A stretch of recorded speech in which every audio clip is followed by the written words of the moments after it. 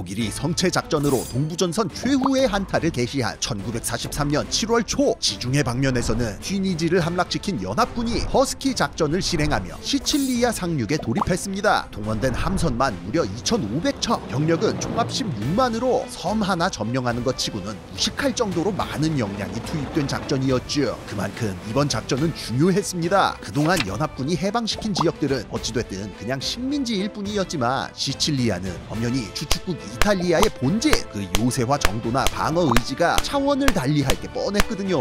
무엇보다 이번 상륙작전은 단순히 요충지를 점령한다 라는 것을 넘어 독일을 비롯한 다른 주축국들에게 보내는 어떤 하나의 선언이나 마찬가지였다는 거. 니들 본토도 이제 안전하지 않다, 적당히 봐줄 생각 없다 라는 섬뜩한 메시지가 담겨있는 게 이 허스키 작전의 숨겨진 본질이었습니다. 최약체인 이탈리아를 상대로도 이 정도의 전력을 동원했는데 독일? 일본? 니들은 이제 뒤진 줄 알아라 이거였죠. 그렇게 7월 10일 연합군은 압도적인 물량에 힘입어 시칠리아 상륙에 성공, 팔레르모와 메시나를 향해 각각 진격하기 시작합니다. 유일한 친구가 위기에 빠진 상황. 독일은 동부전선의 명운이 걸린 성체작전 와중에도 멀고 먼 지중해 방면에 신경이 쓰일 수밖에 없었는데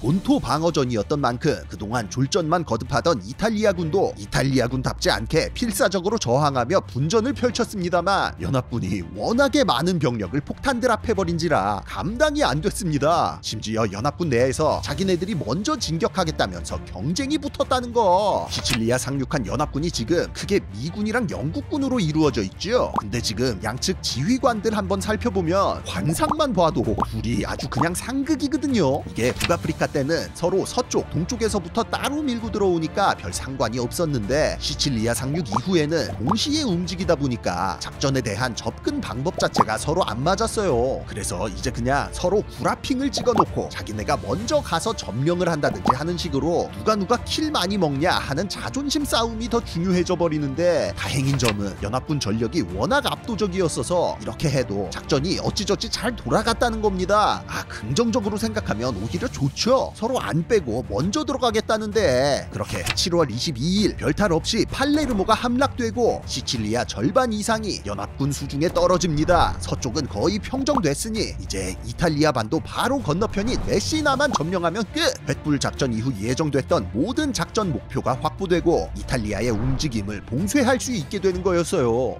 그런데 이 시점에 예상치 못한 변수가 터져버립니다. 다름이 아니라 20여 년간 이탈리아를 이끌었던 두체 무솔리니가 전격 해임되었다는 것. 이건 좀 당황스럽죠. 아니, 애초에 시칠리아 침공 자체가 이탈리아 압박하려는 목적이 맞긴 했지만 아무리 그래도 이렇게까지 빨리 효과가 나올 거라고는 연합군도 예상을 못하고 있었어요. 파시즘의 창시자이자 주축국의 기둥 중 하나였던 무솔리니가 나락을 갔다. 새로 들어선 이탈리아 내각이 어떤 스탠스로 나올지, 히틀러가 무슨 돌발 행동을 할지 몰랐습니다. 시칠리아 먹어서 지중해 확보해 놓고 다음에 어디 칠까 천천히 생각해보려고 한 건데 얼떨결에 그냥 바로 이탈리아 상륙각까지 봐야 되는 상황이 돼버린 거죠.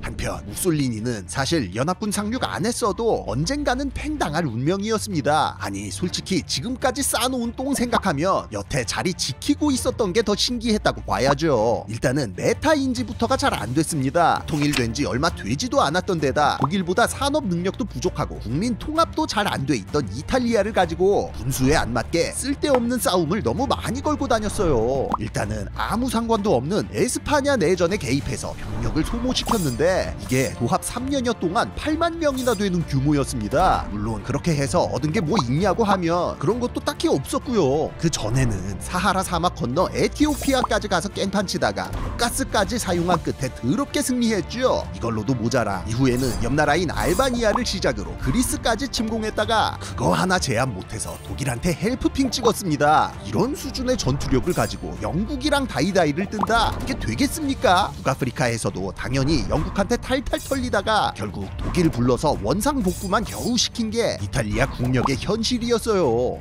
그마저도 결국 이겼으면 또 몰라. 근데 지금 결과가 어떻습니까? 동아프리카 식민지들은 일찍이 영국한테 헌납한 상황이고 기존 식민지인 리비아까지 뺏겨버렸죠. 병력 손실로 봤을 때도 당장 북아프리카 전역에서만 사상자 9만에 포로가 25만, 히틀러 도와주겠답시고 동부전선에 파견했던 10개 정예사단도 스탈린그라드의 포화 속에서 그냥 증발해버린 상황이었습니다. 그냥 어떤 면에서 봐도 이 녀석 집권한 후로 얻은 것보다 잃은 게 더 많았다 이거예요. 그나마 싸움만 못했으면 다행인데 실상은 내전까지 이분하게 말아먹고 있었다는 거. 흔히들 전시특수라고 하죠. 원래 전쟁이 터지면 워낙에 물자가 많이 필요해지다 보니 진짜 국토 전체가 초토화된 막장 상황이 아닌 이상 명목상으로는 생산량이 높아져야 정상이거든요. 근데 무솔리니 치하의 이탈리아는 기이하게도 지난 4년 동안 오히려 마이너스 성장을 거듭하고 있었습니다. 거기다 여러가지 정책 실패로 전쟁이랑은 별 관련 없던 식량 사정까지 개판이 나버리는 바람에 일찍이 배급제가 실시됐는데 그나마도 암시장과 마피아들이 활개치면서 뒤로 빼돌리는 게 일상이었죠. 이러다 보니 무솔리니에 대한 민심은 이미 나라까지 떨어져 있는 상황. 오죽하면 파시스트당 당원들은 물론 과거 검은 셔츠단 시절부터 함께했던 원년 멤버들마저 무솔리니와 거리를 두며 손절각을 재고 있었습니다. 이런 상황에 이제는 본토인 시칠리아까지 개같이 털리기 시작하고 수도 로마와 북부의 핵심 공업지대에까지 연합군 항공병력의 공습이 시작된 거예요. 결국 1943년 7월 24일 이탈리아 국가 파시스트당 대평의회에서 19대 7로 무솔리니의 탄핵안이 결의됩니다. 한때 위대한 로마 제국의 부활을 꿈꾸며 스파치오 비탈레를 외치던 무솔리니의 정치 인생이 끝나는 순간이었죠. 무솔리니는 일단 나락행 확정이고 그러면 그 다음으로 쫄리고 있던 게 누구였을까요?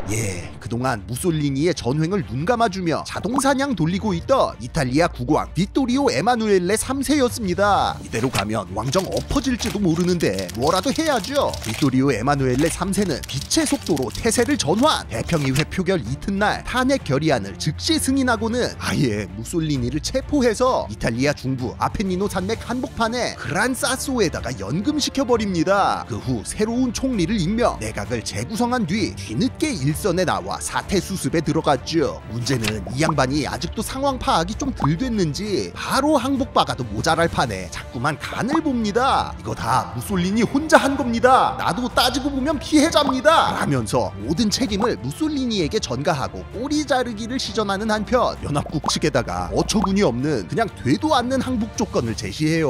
뭐 민간인에 대한 공습을 중단해라, 유적지는 부수지 말아라 같은 상식적인 조항도 있긴 했지만 기존의 식민지를 인정하라든지 전쟁 끝나고 자기네들을 승전국에 준하도록 취급하라는 등 말도 안 되는 개소리들이 여럿 섞여 있어서 연합국 입장에서는 이걸 받아줄 이유가 없었습니다. 연합국도 사실 카사블랑카 회담 때 무조건 항복만 받기로 합의를 해둔 상태이긴 했지만 그래도 추축국 3대장 중 첫 바따로 항복한다고 하면 어느 정도는 적당선에서 협상 여지를 좀 남겨두려고 했거든요. 근데 지금 이 아저씨 하는 짓거리 보니까 아직 정신을 못 차린 거야. 물론 이탈리아도 이게 그대로 먹힐 거라고 생각한 건 아니고 내고까지 감안해서 세게 부른 거긴 했는데요. 문제는 뭐다? 지금 시간이 없다. 눈치 빠른 히틀러가 이미 이탈리아의 항복각을 감지하고 병력을 급파한 상황이었습니다. 그럼 뭐 연합국이 할 수 있는 게 있습니까? 없죠. 우리도 그냥 병력부터 밀어 넣어야죠. 프랑스 때 전례를 보면 독일 얘네 지금 이탈리아까지 그냥 통으로 합병해버릴 수도 있었습니다. 이번에는 놓치면 안 되거든요. 후달리기 시작한 연합군도 즉시 연장 챙기고 본토 상륙을 개시해요. 정신을 차려보니 북쪽에선 독일군이, 남쪽에서는 연합군이 한 발씩 걸치고 신호 떨어지기만을 기다리고 있었습니다. 그제야 자기가 할 수 있는 건 아무것도 없다는 걸 깨달은 비토리오 에마누엘레 3세는 뒤늦게 처음 요구했던 조건의 상당 부분을 포기하고 연합국 측에 붙기로 결정하죠.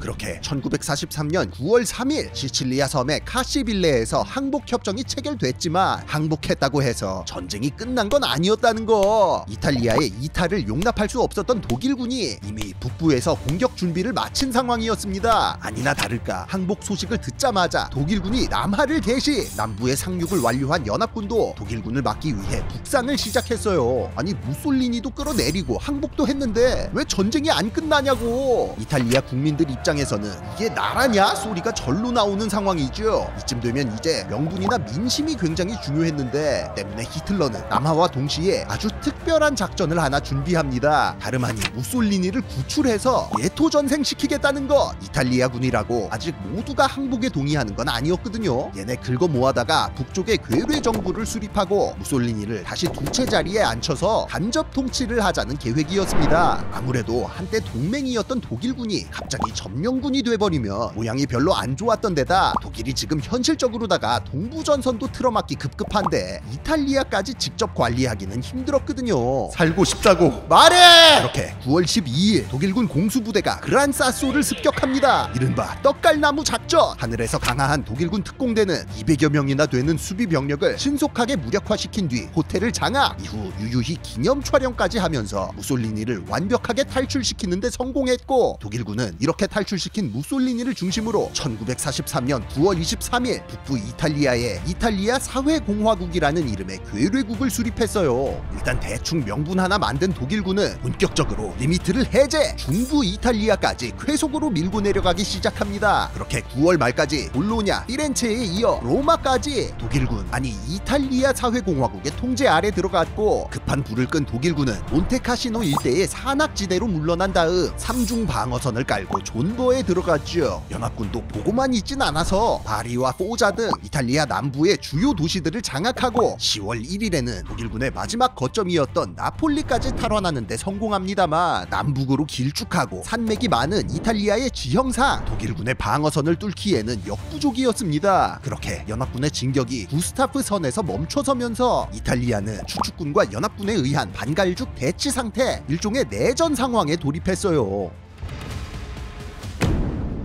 한편 히틀러에게 목숨을 비치게 된 무솔리니는 급조된 이탈리아 사회공화국에 두 채로 부임했지만 실상은 나치의 프로파간다에 활용되는 정치적 식물인간 상태나 마찬가지가 돼버렸습니다. 실권은 하나도 없었고 그저 히틀러와 나치당의 명령대로만 움직이는 식민지 총독이나 다름없는 입장이었죠. 실제로도 이탈리아 사회공화국은 이름만 이탈리아지 독일의 점령지나 다름없었습니다. 수도도 로마가 아니라 알프스 산맥 남면에 틀어박혀 있는 살로라는 도시에 있어서 정통성이고 뭐고 아무것도 없었고, 사람들 사이에서는 그냥 살로 공화국이라는 이름으로 불렸죠. 파시즘의 원조 맛집이자 3대장 중 하나였던 이탈리아가 그렇게 추축국 대열에서 이탈했습니다. 독일은 이제 비시 프랑스도 이탈리아도 없는 유럽에서 사실상 혈혈단신으로 외로운 싸움을 이어나가야만 했어요. 하지만 지구 반대편에 독일의 또 다른 친구가 남아있죠. 일본 제국만 계속 버텨준다면 추축국의 희망은 아직 살아있었습니다. 그런데